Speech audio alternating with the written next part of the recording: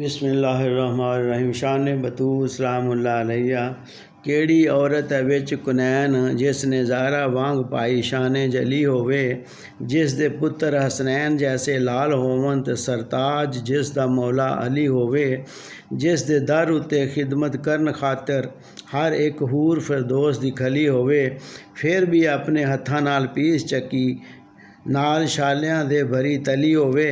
केड़ी शैन शहजादी है घर जिस दे कई कई दिन तक अग न बली होवे, खाके पास जिस दी गाजा समझ के हर एक हूर ने मुख ते मली होवे।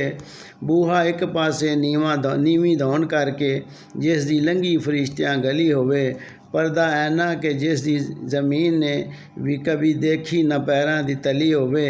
नाजल उम्मत ते होन बला लगी जिस दे पुत्रां दे खून थी टली होवे, जिस दी तुरबत ते गर्दन नवाण बाजू ना कोई गौस होवे ना कोई वली होवे। करबल विच जिस दे जिगर गोशियां दी बोटी बोटी विच रेत दे रली होवे, जिस दी उम्मे कलसूम ते धी ज़ैनब पैन वेड़ियां शाम नू चली होवे। लाश जिदे शबीर दी विच करबल हाय घोड़ियां दे सुंबां दली होवे।